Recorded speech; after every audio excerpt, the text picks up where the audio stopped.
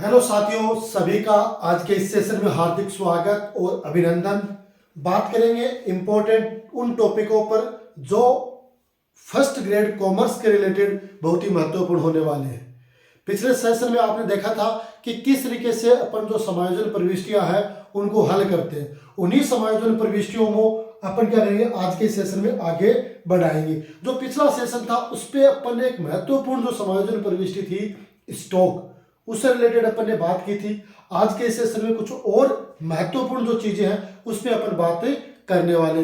निश्चित रूप से आज का जो सेशन है वो आपके लिए बहुत ही शानदार रहने वाला है, इसलिए फटाफट जो साथी हमारे साथ जुड़ रहे हैं वो इस परिवार के सदस्य बन जाएं, चैनल को सब्सक्राइब कर लें और साथ में वीडियो को शेयर भी अपने साथियों के साथ कर दें ताकि उन्हें भी इस तरह का जो इन्फॉर्मेटिव सूचनाएं होती हैं, जो उनके एग्जाम से रिलेटेड जो सिलेबस की बातें हैं उनका पता चल सके। ठीक है साथियों, तो ये काम आपको जरूर करना, फ्री ऑफ कॉस्ट होता है, उसमें किसी प्रकार का कोई चार्ज है वो नहीं होता है। ठीक है साथियों, तो आज का सेशन है वो स्टार्ट करेंगे कुछ और महत्वपूर्ण समायोजन प्रविष्टियों के साथ। और सबसे पहले अपन बात करेंगे, जैसा कि आप देख रहे हो क्या है, परस्पर ऋण जो म्यूचुअल डेब्ट होती है ना, उसको भी अपन जो अन्य समायोजन प्रविष्टियां होती हैं उनमें शामिल करते हैं। ठीक है, तो अब देखो इसमें क्या होता है कि व्यवसाय में कभी कभी क्या होता है, ऐसी स्थिति आती है क्योंकि व्यवसाय बहुत लंबा चौड़ा होता है ना, उसमें आपने भी देखा होगा कई तरीके के जो वित्तीय विवरण है वो तैयार अपने को करने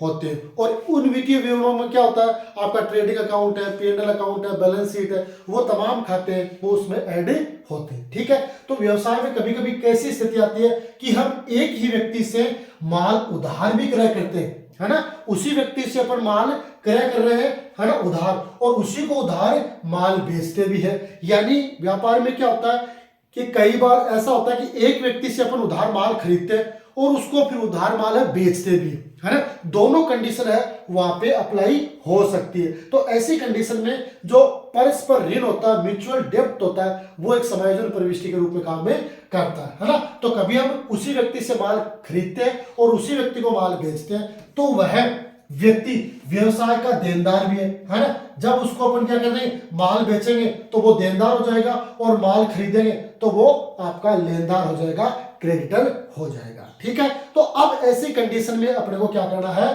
तो दोनों ही आपका लेनदार की सूची में भी रहेगा और देनदार यानी डेटर्स और क्रेडिटर्स दोनों में वो शामिल रहने वाला है ना।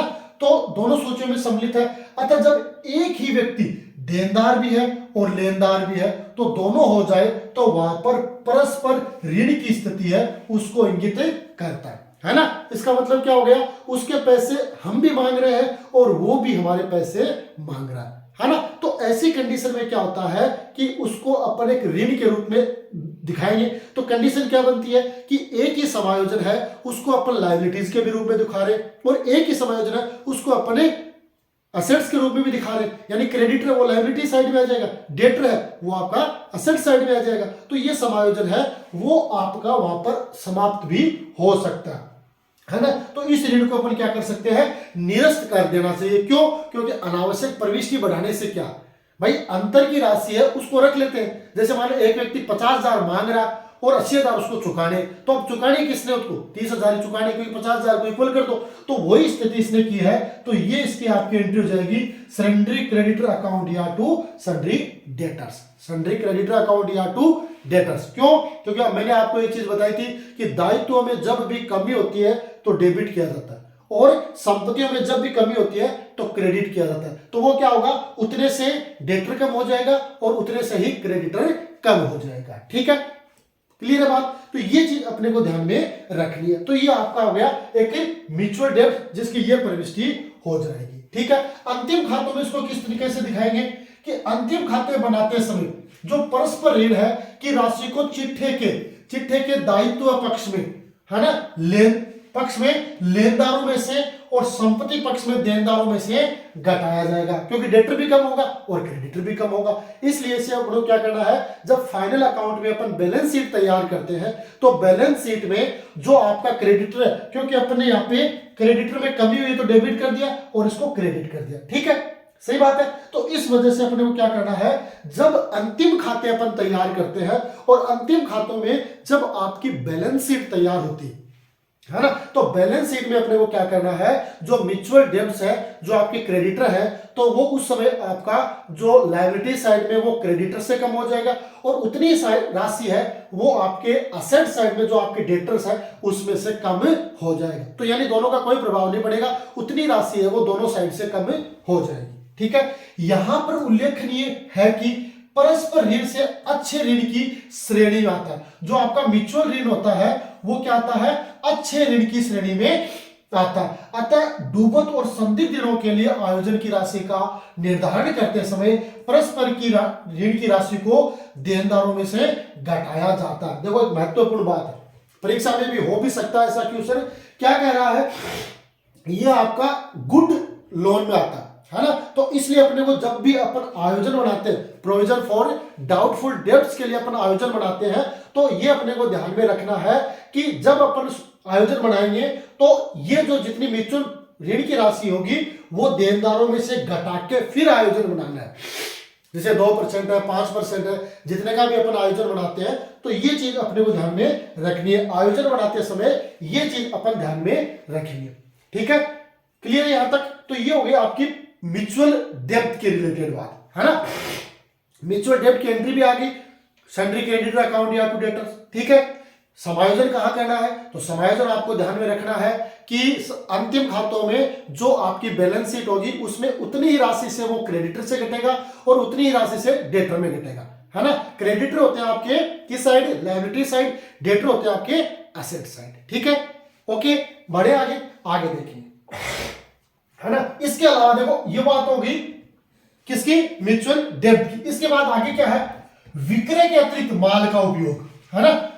Goods used other than sale, है ना। विक्रय के अतिरिक्त भी तो अपन माल का उपयोग करते हैं ना। जब अपने को भाई माल तो बेचना ही बेचना है, फिर कई बार क्या होता है कि माल है वो चोरी हो जाता है, माल आग से जल जाता है ना। माल है वो दान में दिया जाता है, माल चैरिटी में दिया जाता है, माल फ्री सैंपल में दिया जाता है ना। कई तरीके की कंडीशन है वो अपने सामने हो सकती है। ठीक है, ये थोड़ी सी सर्दी का मौसम चल रहा है इसलिए थोड़ी सी जुकाम हो रखी है, फिर भी मैंने सोचा क्यों ना एक क्लास तो आपके लिए रखी जाए ताकि उसका जो बेनिफिट है वो आपको मिले। ठीक है, तो विक्रय के अतिरिक्त भी अपन माल का उपयोग करते हैं। इसमें क्या है, देखो मैंने सारे के सारे जो नोट्स है वो एक डिजिटल माध्यम से आपको उपलब्ध करवाए। मैं ये नहीं कहता कि भाई बार बार आपको क्लास देखनी, नहीं, एक बार देखो और आपको जो जो बढ़िया चीज लगती है ना, उसको आप हैंड्स नोट के रूप में रजिस्टर में नोट कर लो। क्योंकि ये बात मानो कि इतना मैटर पढ़ोगे तो इतना तो परीक्षा में आपके समझ में आएगा ना, और आप इतना ही पढ़ोगे तो फिर वहां लिखोगे क्या, है ना। तो इसलिए मेरे को जहां तक कुछ लगता है मैंने जिस हिसाब से तैयारी की थी, क्योंकि मैं खुद इस बात का भुक्तभोगी हूं, क्योंकि मैंने 2011 की जो कंपटीशन एग्जाम थी उसमें मैंने ये सोचा था कि भाई अकाउंटेंसी को इतना ज्यादा वेटेज देने की आवश्यकता नहीं है, अपन और सब्जेक्ट पढ़ लेते हैं। और उसमें हुआ क्या कि अकाउंटेंसी पर, क्योंकि मैंने सोचा भाई मैंने पीजी कर रखी है तो अकाउंटेंसी वाले क्वेश्चन मैं आसानी से कर सकूंगा। लेकिन एक चीज हमेशा ध्यान रखना, अकाउंटेंसी में भी ज्यादातर थ्योरेटिकल चीज ही आती है। प्रैक्टिकल के आप, जैसे मैं टारगेट लेके चल रहा हूं कि अकाउंटेंसी के आपके पास 45 से आसपास क्वेश्चन है वो परीक्षा में आएंगे, है ना। तो 45 में से ना 5, 7, 10 मैक्सिमम आप प्रैक्टिकल मान सकते हो, बाकी थ्योरेटिकल चीज होगी। यानी उन प्रैक्टिकल को क्या करेगा, थ्योरी में कन्वर्ट करेगा, है ना। तो ये चीज अपने को ध्यान में रखनी है। तो मैंने जो जो मेरे को मोस्ट लगी उसको मैंने टाइपिंग के माध्यम से आपको इस डिजिटल प्लेटफॉर्म में उपलब्ध करवाए। आपको जो जो पॉइंट अच्छे लगते हैं उनको नोट करते हुए चलो, है ना। फिर भी आपके कोई समस्या हो, कोई ऐसी कोई क्वेरी हो तो आप कमेंट डालें, हम उसका रिप्लाई वो जरूर देंगे। आपकी हर समस्या का समाधान अपन जरूर करेंगे। क्योंकि पिछले 15 साल से मैं ये देख रहा हूं, क्योंकि मैं 2008 से स्कूल में और कॉलेज में मैंने पढ़ाना स्टार्ट किया था, और उसके बाद आज मैं गवर्नमेंट स्कूल में एज ए वाइस प्रिंसिपल के रूप में काम कर रहा हूं। तो इतने साल तक मैंने जो अनुभव अर्जित किया है उसमें मेरे को यही समझ में आया, मेरे पास जो नोट्स है उसकी मैंने ऑनलाइन डिजिटल माध्यम से आपको उपलब्ध करवाया। ठीक है, तो इसमें अपन बात करेंगे कि विक्रय के अतिरिक्त माल का उपयोग करने पर लेखा लागत मूल्य पर किया जाता है ना। लागत मूल्य पर किया जाता, लागत यानी कॉस्ट ऑफ मटेरियल, यानी उस वस्तु की लागत कितनी है। जब अपन बेचते हैं तो उसमें प्रॉफिट ऐड होता है, है ना। जैसे अपन ने किसी, मान लो यही पेन है, इसको तैयार किया कंपनी ने, तो तैयार करेगी तो इसकी कॉस्ट होगी, मान लो 200 रुपए इसकी कॉस्ट आ गई, कुछ भी मान लेते हैं, 200 रुपए मान ली। अब इसमें वो अपना प्रॉफिट जोड़ेगी, है ना, कि भाई 10 रुपए लेने हैं, 20 रुपए लेने हैं, 50 रुपए लेने हैं, तो वो प्रॉफिट जोड़ने के बाद इसका सेलिंग जो प्राइस है वो आएगा, विक्रय मूल्य आएगा। और वो विक्रय मूल्य जैसे मान 200 में 50 रुपए जोड़ दिए तो 250 रुपए इसका विक्रय मूल्य हो गया। ये कब होगा? जब वो बेचेगी। लेकिन जब माल चोरी हो जाता है ना, माल बाढ़ में बह जाता है ना, माल आपका फ्री सैंपल में दिया जाता है,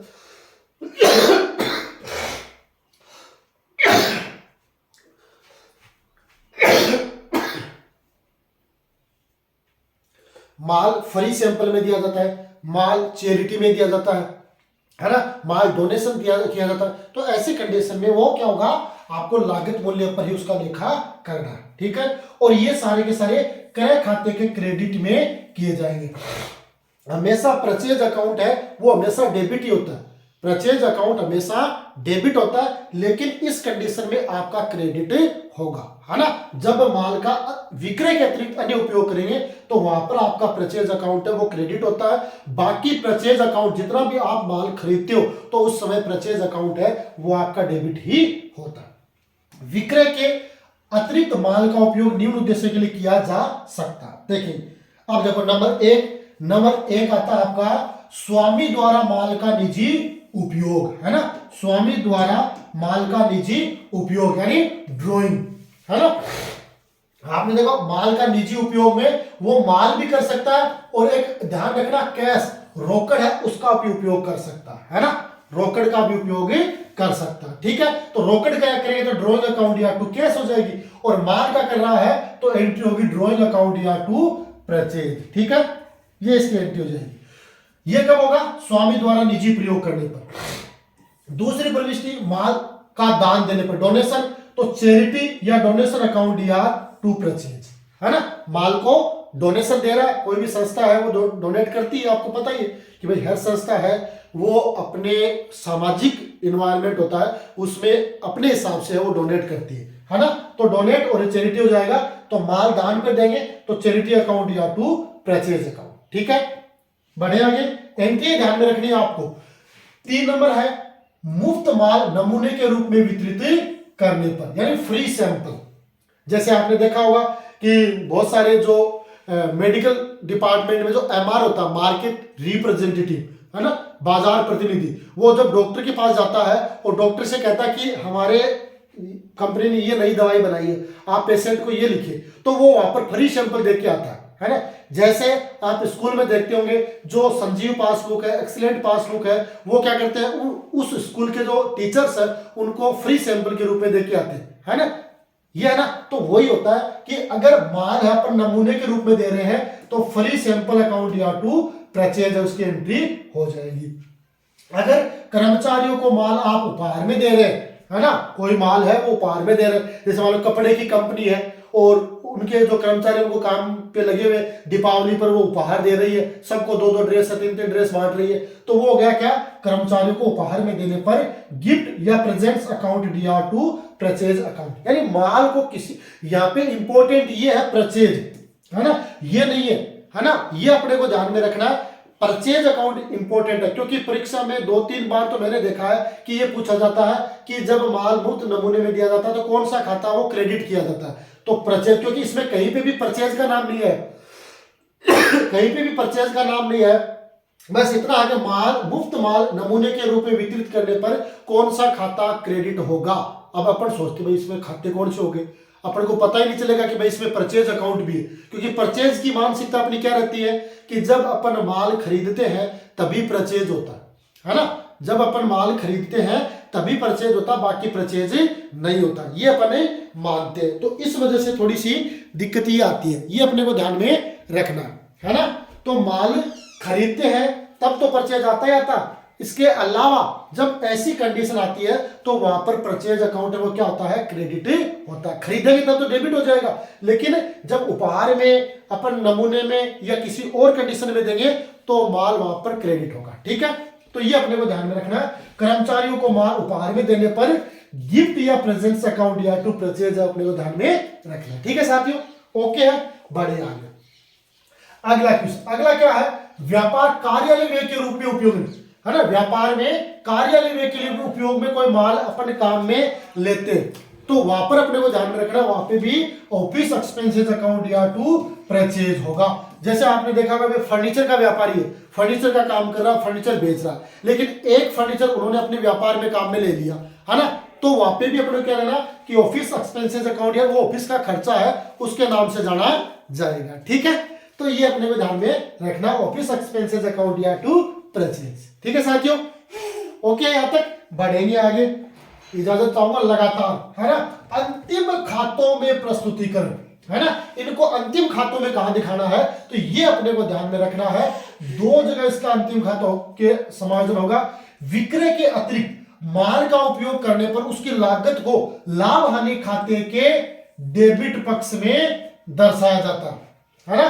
जो कॉस्ट होगी उसको कहां दिखाएंगे, लाभ हानि खाते के डेबिट में, और साथ में व्यापारिक खाते के जो परचेज होगा ना, जो नेट परचेज होता है उसमें से घटाया जाता है। ठीक है, ये अपने को ध्यान में रखना। साथ में, है ना, किंतु आहरण की दशा में राशि को आहरण में जोड़कर चिट्ठे के दायित्व पक्ष में पूंजी में से घटाया जाएगा। कोई आहरण करेगा ना, आहरण की दशा में आपको क्या करना है, जो आपकी ड्राइंग होगी उसमें ऐड होगा, और ऐड होने के बाद चिट्ठे के जो लायबिलिटी साइड होगी ना उसमें पूंजी में से लेस किया जाता है। आप सब जानते हैं कि कैपिटल होती है जो चिट्ठे के लायबिलिटी साइड दिखाई जाती है ना, वहां पर अपने को नेट प्रॉफिट उसमें ऐड करते हैं, नेट लॉस है वो लेस करते हैं, और इंटरेस्ट ऑन ड्राइंग और इंटरेस्ट ऑन ड्राइंग और ड्राइंग ये दोनों उसमें से अपने लेस करते हैं। ये अपने को ध्यान में रखना है। ठीक है, ये अपने को ध्यान में रखना है। ठीक है, हो गया, खातों का प्रस्तुतिकरण हो गया। तो इस तरीके से आपने जो माल का उपयोग विक्रय के अलावा किया है उसका इस तरीके से समायोजन अपने को करना है। ठीक है, मेरी बात समझ गए आप, कि विक्रय के अतिरिक्त माल का उपयोग करने पर उसकी लागत को या तो अपन क्या करें, लाभ हानि खाते के डेबिट पक्ष में दिखाएंगे, है ना, और साथ में व्यापारिक यानी ट्रेडिंग अकाउंट में जो आपका परचेज उसमें से घटाएंगे, और अगर आहरण है तो उसे ड्राइंग में जोड़ेंगे और फिर चिट्ठे के लायबिलिटी साइड में कैपिटल में से घटाएंगे। ओके, यहां तक क्लियर है? बताओ, देखिए फटाफट जवाब दो कि यहां तक सभी साथियों के समझ में आ गया है ना। अकाउंटेंसी एकदम क्लियर हो गया, आपके पूरे में से पूरे नंबर आएंगे। इसके अलावा और हम प्रयास कर रहे हैं बढ़िया से बढ़िया मैटर आपको उपलब्ध करवाया जाए, ताकि आपको घर बैठे एक बढ़िया तैयारी करने का मौका मिले। और साथियों, मैं तो आपको यह भी कहता हूं कि आप किसी और जो कोचिंग इंस्टीट्यूट चलाते हैं उनके जो पाठ्यक्रम है उनसे मैच कर लेना, ऐसी चीज है वो कहीं नहीं मिलेगी, है ना। बिल्कुल तो आउट ऑफ सिलेबस नहीं है, क्योंकि जो सिलेबस आपके आरपीएससी ने निर्धारित किया उसी पे अपन बात कर रहे हैं, और उन्हीं को, क्योंकि ये चीज अपने को थोड़ी सी देखनी होगी। जैसे आरपीएससी ने एक नाम दे दिया पार्टनरशिप, है ना, पार्टनरशिप अकाउंट। अब पार्टनरशिप के 4 चैप्टर है, तो ये अपने को ध्यान रखना वो चारों ही पढ़ने पड़ेंगे, है ना। फाइनेंशियल अकाउंट दे दिया तो फाइनेंशियल अकाउंट के आपके 3-4 चैप्टर तो चारों ही पढ़ने पड़ेंगे, ये अपने को ध्यान में रखना। तो अंतिम खातों में प्रस्तुतिकरण आपको इस तरीके से करना है। समझ गए मेरी बात? इंपॉर्टेंट पॉइंट्स की बात कर रहा हूं, सिर्फ बढ़ेंगे आगे। आगे आता आपका एक और पॉइंट, पसंदगी पर बेचा गया माल, good sale on approval basis. पसंदगी क्या होती है? पसंदगी क्या होती है कि कई बार क्या होता है कि कोई व्यक्ति कह देता है ठीक है ये माल मैं भेज रहा हूं आपको, और पसंद आए तो रख लेना, नहीं वापस रिटर्न कर लेना। अब पसंदगी पर माल तो अपने भेज दिया तो ऑटोमेटिकली वो वहां से स्टॉक में तो कम हो जाएगा, है ना। लेकिन जब तक उसकी अप्रूवल नहीं होती कि भाई मुझे पसंद आया मैंने रख लिया, तब तक उसकी एंट्री कैसे करें, है ना। तो ये अपने को ध्यान में रखना। तो ये भी एक महत्वपूर्ण समायोजन है और इंपॉर्टेंट समायोजन है ना। इनके बारे में कोई ध्यान नहीं देता है, सोचता है ऐसे थोड़ी क्वेश्चन पूछे, लेकिन देखो परीक्षा में कुछ भी पूछ सकता है, अपने को हर तरीके से तैयार रहेगा। देखो इसमें क्या है कि कभी कभी ग्राहक इस शर्त पर माल खरीदता है। क्या करता है? कभी कभी ग्राहक इस शर्त पर माल खरीदता है कि यदि माल पसंद आएगा तो रख लूंगा, अन्यथा एक निश्चित समय में वापस लौटा दूंगा। ठीक है, मैंने ये बताया आपको, है ना। ऐसा विक्रय पसंदगी पर बेचा गया माल कहलाता है। ठीक है, चूंकि ऐसे व्यवहार व्यवसाय में कम ही होते कम ही है, ये उनमें होता है, उनको अपन क्या मान लेते हैं, पसंदगी पे भी जो बेचा जाता है ना उसको भी अपन सेल मान लेते हैं एक बार तो, है ना। अगर फिर वापस लौटा देता है तो वो सेल्स रिटर्न हो जाता है, लेकिन ये कम ही समायोजन होते हैं, लेकिन फिर भी क्योंकि जो कम होते हैं ना वही कंपटीशन में आते हैं, है ना। बच्चे तो ये सोचते हैं कि भाई चीज है ये नहीं आएगी, लेकिन फिर वही पूछ लेता है ना। तो ये ध्यान रखना, पसंदगी पर कब बेचता है कि पसंद आएगा तो रख लूंगा, नहीं वापस से लौटा दूंगा, ठीक है। इसमें क्या होता है, पहले बिक्री को निरस्त करने के लिए, है ना, आपने पहले माल बेचा, तो जैसे मान लो आपने कोई डेटर को बेचा, यहाँ पे मान लो राम को बेचा, है ना, राम को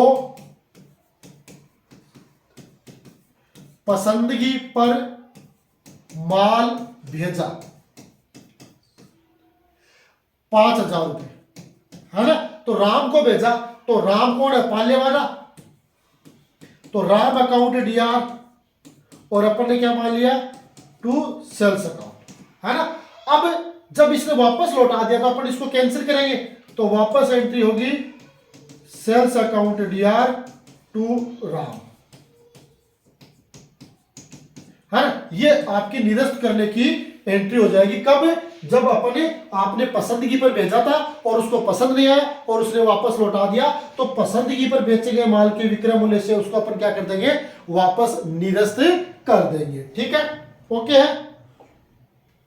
दूसरा, ग्राहक के पास रखे माल के लिए, ये तो कंडीशन कब होती है, जब माल वापस आ जाता है तो निरस्त कर देते हैं। ये कंडीशन आती है कि ग्राहक के पास ही माल है ना, ग्राहक के पास ही माल है और क्या हो गया, 31 मार्च आ गई, है ना, 31 मार्च यानी वित्तीय वर्ष का अंतिम दिन आ गया, क्या आ गया, वित्तीय वर्ष का अंतिम दिन आ गया। अब क्या करें, अंतिम दिन तो आ गया, अब उसका समायोजन कैसे करें, अपने को खाते तैयार करने हैं, है ना। ये माल आया नहीं, खाते तैयार होंगे नहीं, 1 अप्रैल को अपने को नया वित्तीय वर्ष स्टार्ट करना है। 31 मार्च को जो इन्वेस्टर होते हैं, जिन्होंने कंपनी में पैसा लगा रखा, चाहे वो इंटरनल हो चाहे वो एक्सटर्नल हो, सबकी रुचि हो जाती है कि इस कंपनी की बैलेंस शीट क्या है, इस कंपनी के फाइनल अकाउंट कैसी कंडीशन में, सब जानना चाहते हैं, है ना। तो उस कंडीशन से बचने के लिए, क्योंकि वो माल तो आएगा तब आएगा, तो इसलिए अपन इसकी एंट्री कर देते हैं स्टॉक ऑन अप्रूवल अकाउंट या टू ट्रेडिंग अकाउंट,